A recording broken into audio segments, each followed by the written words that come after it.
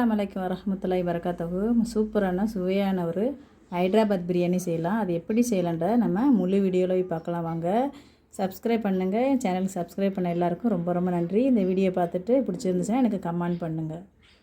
இப்போ நம்ம முதல்ல இந்த ஹைதராபாத் பிரியாணி செய்கிறதுக்கு முதல்ல வெங்காயத்தை வறுத்துக்குருவோம். எண்ணெய் எந்த எண்ணெய் வேணால் எடுத்துக்கலாம், கடலை எண்ணெய் கூட எடுத்துக்கலாம், எது வேணால் எடுத்துக்கலாம். நம்ம 200 எண்ணெய் எடுத்துக்கிடுவோம். 1 கிலோ ரைஸ்க்கு 200 எண்ணெய் எடுத்துக்கிறோம். முதல்ல நம்ம வெங்காயத்தை வறுத்து எடுத்துக்கிடுவோம். இது ஒரு 1/4 கிலோ வெங்காயம் நான் அரைஞ்சி வச்சுருக்கேன். இந்த வெங்காயத்தை நம்ம அதில் சேர்த்துருவோம். முதல்ல இது நல்லா கோல்டன் கலராக வரணும். இந்த வெங்காயத்தை முதல்ல நம்ம நல்லா வறுத்துக்கிடுவோம்.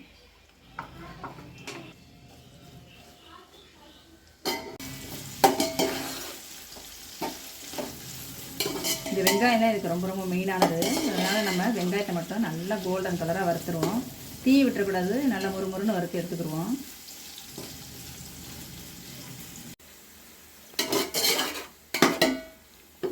வெங்காயம் இந்த அளவுக்கு கோல்டு கலர் ஆகிடுச்சு.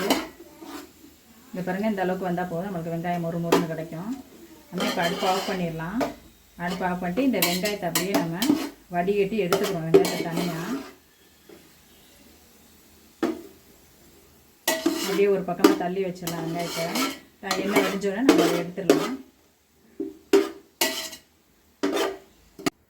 எண்ணெய் வடிஞ்சிருச்சு. நம்ம இதை இப்போ தனியாக எடுத்து வச்சுக்கலாம். ஆறட்டும். ஆறினா தான் நம்மளுக்கு மொறுன்னு கிடைக்கும். ஆறட்டும். அடுத்து நம்ம மசாலாயை வறுக்கலாம்.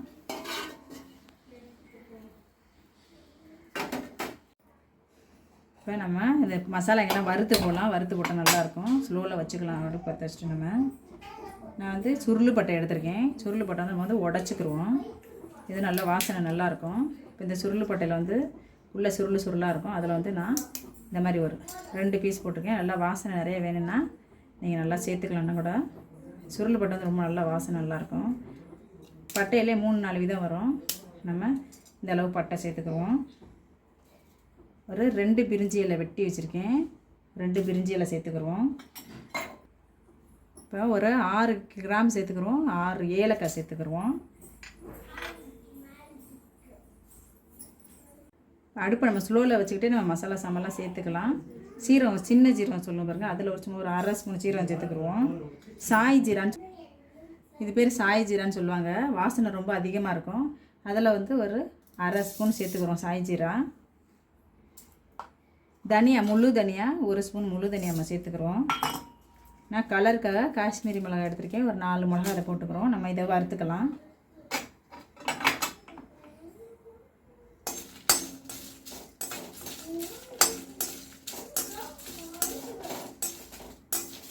போதும், வறுத்தாச்சு. நம்ம அடுப்பு ஆஃப் பண்ணிடலாம். இதுவும் ஆறட்டும். ஆறினோன்னா நம்ம இதை நல்லா பவுட்ரு பண்ணிக்கலாம். இந்த மாதிரி மசாலா கொஞ்சம் எக்ஸஸ் மசாலா போட்டு நம்ம பவுட்ரு பண்ணி போட்டோம்னா ரைஸ் கூட நல்லா டேஸ்ட் நல்லாயிருக்கும். ரைஸில் வந்து இந்த கறியில் நல்லா கோட்டிங் ஆகி நல்லா டேஸ்ட்டு நல்லாயிருக்கும். அதனால் நம்ம வறுத்து பொடி பண்ணி சேர்த்துக்கிறோம். இது ஆறட்டும். ஆறினோம்னா நம்ம பொடி பண்ணிவிட்டு பிரியாணி சமைக்கிறது எப்படின்றத நம்ம பார்க்கலாம். மசாலா நல்லா நைஸாக அரைச்சாச்சு. இப்போ இது இருக்கட்டும்.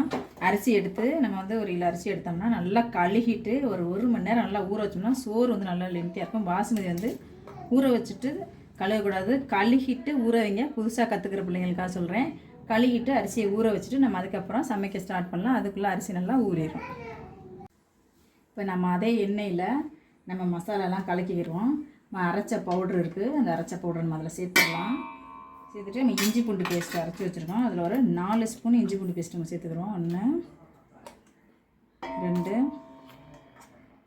3. ஏன்னா இதுக்கு நிறையா இஞ்சி பூண்டு பேஸ்ட் வந்து நம்ம பிரியாணி மாதிரி கிடையாது. நிறைய இஞ்சி பூண்டு சேர்த்துறதில்ல. போதும் 4 ஸ்பூனு. மிளகாத்தூள் நம்ம காரத்துக்கு விருப்பம் தான். நான் வந்து இன்றைக்கி ஒரு 1/2 ஸ்பூன் மிளகாத்தூள் எடுத்திருக்கேன்.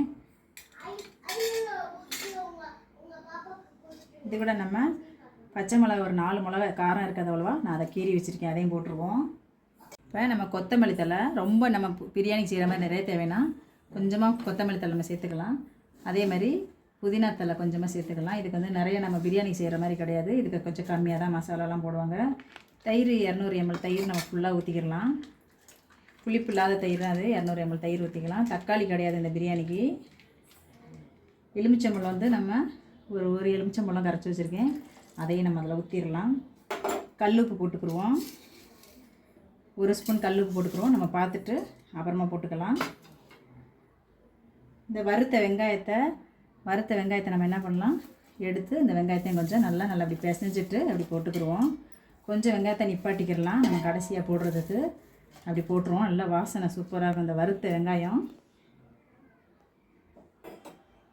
போட்டுட்டு நம்ம இப்போ இந்த மசாலா வந்து நல்லா கலக்கிக்கிடுவோம். மசாலா கலக்கும் போதே வாசனை ரொம்ப நல்லா இருக்குது. டேஸ்ட்டு சூப்பராக இருக்கும். இது ஒரு வித்தியாசமான ஒரு டேஸ்ட் இந்த பிரியாணி. இந்த மசாலா எல்லாம் நல்லா கலக்கியாச்சு. இதில் நம்ம சிக்கனை சேர்த்து ஊற வச்சிடலாம். நம்ம இந்த 1 கிலோ சிக்கனை வந்து நம்ம கழுவி வச்சுருக்கோம். அதே சிக்கனை அது கூட சேர்த்துடலாம். நம்ம இல்லை பெரட்டும் போதே வாசனை ரொம்ப நல்லாயிருக்கு. ஏன்னா அந்த மசாலா நம்ம வறுத்து பொடி பண்ணது அவ்வளோ டேஸ்ட் வாசனை நல்லா சூப்பராக இருக்கும். நல்லா டேஸ்ட்டாகவும் இருக்கும். பொடி பண்ணிட்டோம்னா முழுசாக போகிறத விட பொடி பண்ணி போட்டால் ரொம்ப நல்லாயிருக்கும். இப்போ நம்ம கறியோடு சேர்த்து இப்படி பெரட்டி ஒரு 5 நிமிஷம் இருக்கட்டும். அதுக்கப்புறம் நம்ம அடுப்பை பற்ற வைக்கலாம். இது தாளிப்பு கிடையாது, இதுக்கு தாளிப்பு கிடையாது, அப்படியே நம்ம வைக்கிறது தான். இது நல்லா அப்படியே ஊறி ஒரு 5 நிமிஷம் அப்படியே ஊறட்டும். 5 நிமிஷத்துக்கு பிறகு நம்ம அதை அப்படியே அடுப்பு பற்ற வைக்கலாம். 5 நிமிஷம் நம்ம ஊற வச்சாச்சு. இப்போ நம்ம அடுப்பை பற்ற வைக்கலாம். இது வந்து தாளிப்பு கிடையாது, நம்ம வறுத்து பவுட்ரு பண்ணிட்டதுனால அப்படியே டைரெக்டாக கலக்கி வைக்க வேண்டியதான். இது ரொம்ப ஈஸி. பவுட்ரு மட்டும் பண்ணிட்டோம்னா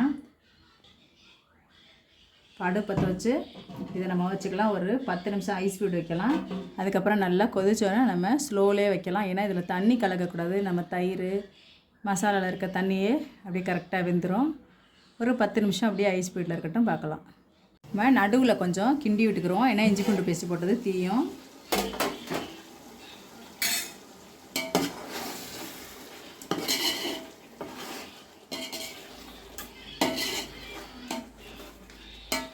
அப்படியே சிக்கனையும் நம்ம அப்படியே பெரட்டி விட்டுக்கிடுவோம். அந்த பக்கம் வேகட்டும்.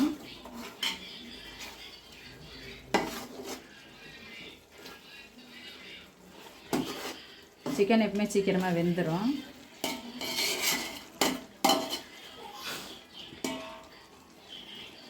இப்போ நம்ம அடுப்பை ஒரு 5 நிமிஷம் ஸ்லோவில் வச்சுக்கலாம். நம்ம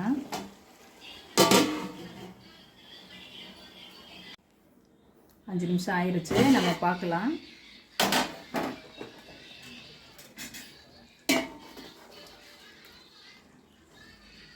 சிக்கன் நல்லா முக்கால்வாசி வெந்திருக்கும். 5 நிமிஷம் ஆயிடுச்சு. இப்போ முக்கால்வாசி சிக்கன் வெந்திருக்கும். நம்ம இப்போ இறக்கி வச்சுட்டு அரிசி வேக வைக்கலாம். இப்போ 3 லிட்டர் தண்ணி எடுத்துக்கிறோம். 1 கிலோ அரிசி வடிக்கிறதுக்கு 3 லிட்டர் தண்ணி எடுத்துக்கிறோம். இதில் கலர் எதுவும் வேண்டாம். நான் வந்து ஒரே ஒரு ஏலக்காய் வச்சுருக்கேன், ஒரு 2 கிராம்பு, ஒரு பட்டை வச்சுருக்கேன். அதை அந்த தண்ணியில் போட்டுக்கிடுவோம். கொஞ்சமாக கொத்தமல்லி தழை போட்டுக்கிடுவோம். அது வெறும் ரைஸ் வடித்தா நல்லா இருக்குது, அதனால் கொஞ்சம் கொத்தமல்லி தழை.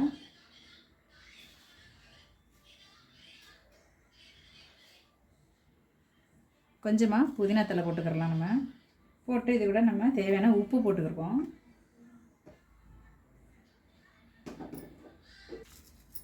இது 2 ஸ்பூன் உப்பு சேர்த்துக்கிறோம். 2 ஸ்பூன் உப்பு. ஏன்னா நம்ம நாக்கில் தொட்டு வச்சு கூட பார்க்கலாம். அரிசி தண்ணி வந்து நல்லா கொஞ்சம் அதிகமாக இருக்கிற மாதிரி இருக்கும். அப்போ தான் வந்து நம்மளுக்கு வந்து அரிசி வந்து தண்ணி வடிகட்டும் போது உப்பு கரெக்டான அளவு இருக்கும். இப்போ இது நல்லா கொதிக்கட்டும். கொதித்தோடனே நம்ம அரிசியை போடலாம். இப்போ நம்மளுக்கு தண்ணி கொதிச்சாச்சு. நம்ம அரிசி சேர்த்துக்கலாம். வடிகட்டிக்கலாம் நம்ம தண்ணியிலே நல்லா. பிஸ்மில்லா. நல்லா தண்ணியை வடிகட்டிட்டு அரிசியை நம்ம சேர்த்துக்குருவோம். இந்த சாப்பாடு வந்து எப்படி வடிக்கணுன்னாக்கா நிமிஷ கணக்கெலாம் கிடையாது. இது வந்து நம்ம ஒரு சில அரிசி புதுசாக இருக்கும், பழசாக இருக்கும். நம்ம அரிசி அப்படி லைட்டாக உள்ள அரிசி இருக்கிற மாதிரி இருக்கையில் அப்படியே நம்ம தண்ணியை வடித்து எடுத்துருவோம் ரைஸை. அரிசியெல்லாம் நம்ம போட்டாச்சு. ரொம்ப போட்டு கிண்ட வேணாம். சும்மா லைட்டாக அப்படி கலக்கி விட்டால் போதும். ஏன்னா அரிசி ஒரு சில டைம் உள்ளே உட்காந்து அடியில் வந்து ஒன்றா சேர்ந்துருக்கோம். போதும், லைட்டாக கிளறினா போதும். நல்லா கொதிக்கட்டும். கொதிச்ச நம்ம ரைஸை வந்து தொட்டு பார்க்கலாம். தொட்டு பார்க்க உள்ளே லேசாக அரிசி இருக்கும்போது அந்த மாதிரி வடிச்சிடலாம் நம்ம. இப்போ அரிசி வந்து எந்த அளவுக்கு வெந்திருக்குன்னு பாருங்கள். நல்லா நம்ம வந்து சோறு நல்லா லென்த்தி ஆகிட்டு இப்போ அரிசி வந்து நல்லா நம்மளுக்கு வெடித்த மாதிரி தெரியுது பாருங்கள். இப்போ வெடித்த மாதிரி தெரியும். இந்த மாதிரி இருக்கும்போது நம்ம சோத்தை வடித்து எடுத்துடலாம் நம்ம. போதும். அப்புறமா இது வந்து நம்ம ஒரு 15 நிமிஷம் தம்மு விடும்போது அதில் கொஞ்சம் சேர்வாக இருக்கும். அதோட வேகும்போது கரெக்டாக இருக்கும். வடிகட்டும் போது புதுசாக பழகிற பிள்ளைங்களாக இருந்தால் இந்த மாதிரி ஓட்டை உள்ள பாத்திரங்களாக எடுத்துக்கிறோங்க. இதில் வடிகட்டிக்கலாம்.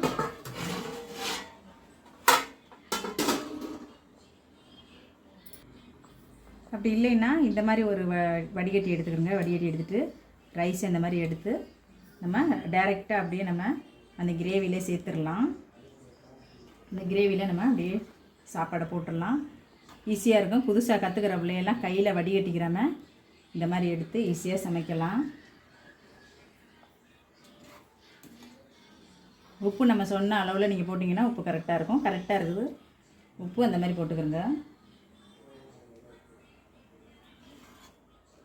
வாசனை ரொம்ப சூப்பராக இருக்குது. இந்த மாதிரி ஈஸியாக கற்றுக்கிற பிள்ளைகளாக இருந்தால் இந்த மாதிரி வடிகட்டி சேர்த்துக்கிறது நல்லாயிருக்கும். இல்லைன்னா அந்த மாதிரி ஜல்லடை மாதிரி பாத்திரம் இருந்துச்சுன்னா அதில் போட்டோம் நம்ம வடிகட்டிக்கிடலாம். இப்போ நம்ம எல்லா சோறையும் இதில் சேர்த்துடலாம். இப்போ நம்ம ரைஸ் வடித்து சேர்த்தாச்சு. நம்ம வீட்டில் எல்லார் வீட்லேயும் வந்து பழைய தோசைக்கல் வேஸ்ட்டு இருக்கும். அதை வந்து நம்ம ஐஸ் பீடு வச்சுக்கலாம். வச்சுட்டு நம்ம சாப்பாடெல்லாம் வடிகட்டி அதில் போட்டாச்சு. பிஸ்மில்லா அதை எடுத்து நம்ம அடுப்பில் வச்சிடலாம். வச்சு நம்ம கடைசியாக சாப்பாடெல்லாம் நல்லா சரிசமமாக பண்ணி விட்டுடலாம். பெரட்டக்கூடாது. அப்படியே சரிசமமாக பண்ணி விட்டுடலாம். அடியில் நம்ம வந்து அந்த ஷேர்வாக இருக்கிறதுனால அதிலே வந்து புளிங்கிற சாப்பாடு. இந்த வறுத்த வெங்காயம் நம்ம கொஞ்சம் வச்சுருந்த பாருங்கள், அதை நம்ம அதை கூட சேர்த்துக்கிடுவோம்.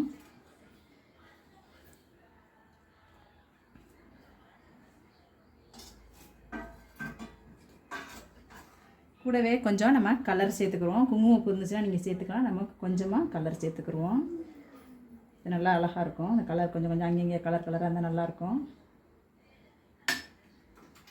நீங்கள் கலர் வேணானாலும் விட்டுடலாம். இப்போ கொஞ்சமாக புதினா இலைகள் அப்படி கொஞ்சம் சேர்த்துக்கிட்டு கொத்தமல்லி தலையும் அப்படி மேலாப்பில் கொஞ்சம் நம்ம சேர்த்துக்குருவோம்.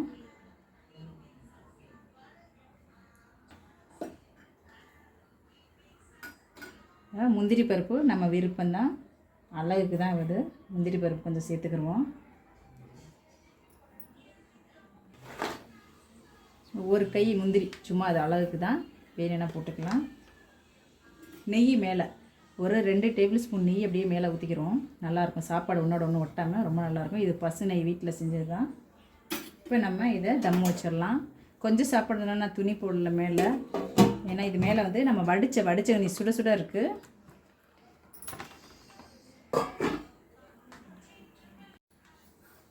இப்போ வடித்த எண்ணி சுட சுட இருக்குது. இந்த வடித்த எண்ணி நம்ம மேலே வச்சுருவோம். வச்சுட்டு நான் இப்போ ஐஸ் பீடு வச்சுருக்கேன். ஐஸ் பீடில் ஒரு 5 நிமிஷம் இருக்கட்டும். அப்புறமா நம்ம ஸ்லோ பண்ணிவிட்டு 10 நிமிஷம் பொறுத்து நம்ம சாப்பாடு திறந்து பார்க்கலாம் எப்படி இருக்குன்னு. இப்போ நம்ம தம்மு வச்சாச்சு. இல்லை ஐஸ் பீட்டுக்கு அந்த தோசைக்கல்ல வந்து நல்லா சுற்றி சூடிடுச்சுன்னா எல்லா பாத்திரத்துலேயும் ஈக்குவலாக சூடு இருக்கும். நம்ம ஒரு 5 நிமிஷம் பொறுத்து ஸ்லோ பண்ணி 10 நிமிஷம் வெயிட் பண்ணிவிட்டு அப்புறமா சோறை திறந்து பார்க்கலாம். இப்போ 5 நிமிஷம் ஆயிடுச்சு. நம்ம மீடியமாக வச்சுக்கலாம். ரொம்ப ஸ்லோ பண்ணிட வேணாம், மீடியமாக வச்சுக்கலாம் அடுப்பை. இப்போ அதுக்கப்புறம் 10 நிமிஷம் பொறுத்து நம்ம சாப்பாடு திறந்து பார்க்கலாம். ஃபஸ்ட்டு 5 நிமிஷம் ஐஸ் பீடு வச்சு ஸ்லோ பண்ணிட்டோம். மொத்தம் 15 நிமிஷம், மறுபடி 10 நிமிஷம் ஆயிடுச்சு. இப்போ நம்ம அடுப்பை ஆஃப் பண்ணிடலாம். கரெக்டாக இருக்கும் சாப்பாடு. ஒரு 2 நிமிஷம் சென்று நம்ம சோத்தை திறந்து பார்க்கலாம். ஏன்னா ஒரு சலசலப்பு இருக்கும். 2 நிமிஷம் சென்று சாப்பாடை திறந்து பார்த்தோம்னா கரெக்டாக இருக்கும். 2 நிமிஷம் ஆயிடுச்சு. நம்ம சாப்பாடு எந்த அளவுக்கு வெந்திருக்குன்னு பார்க்கலாம். சூப்பராக வெந்திருக்கு சாப்பாடு. இப்போ இதை நம்ம ஒரு பக்கமாக அப்படி நம்ம சாப்பிட போகும்போது தான் நம்ம என்ன பண்ணணும், அப்படியே கிளறி விட்டு எடுத்து நம்ம சாப்பிட்ணும். யாருக்கும் சேவ் பண்ண போகும்போது தான் நம்ம கொஞ்சம் கொஞ்சமாக சாப்பாடு எடுத்து இப்படி மசாலா அப்படி பெரட்டி விட்டுட்டு ரைஸ் எடுத்தோம்னா ரொம்ப நல்லாயிருக்கும். அவ்வளோதான், நம்ம ஹைதராபாத் பிரியாணி சூப்பரான வாசனையோட ரொம்ப கம்மன்னு ரெடியாக இருக்குது. அருமையாக இருக்குது. இப்போ நம்ம இப்போ சாப்பிட போகிறோம் அப்படின்னாக்கா எல்லாத்தையுமே கிளறி விட்டுறலாம். கிளறி விட்டுறா நம்மளுக்கு மசாலாலாம் கரெக்டாகிடும். எப்போயும் பாஸ்மதி அரிசி வந்து போட்டு கிளறிக்கிட்டே இருக்கக்கூடாது. சாப்பிட போகும்போது இப்படி மசாலாவோட கொஞ்சம் கொஞ்சமாக எடுத்து போட்டு நம்ம சேவ் பண்ணி சாப்பிட்டுக்கலாம். சூப்பராக இருக்கும். அவ்வளோதான், நம்ம ஹைதராபாத் பிரியாணி ரெடி ஆயிடுச்சு.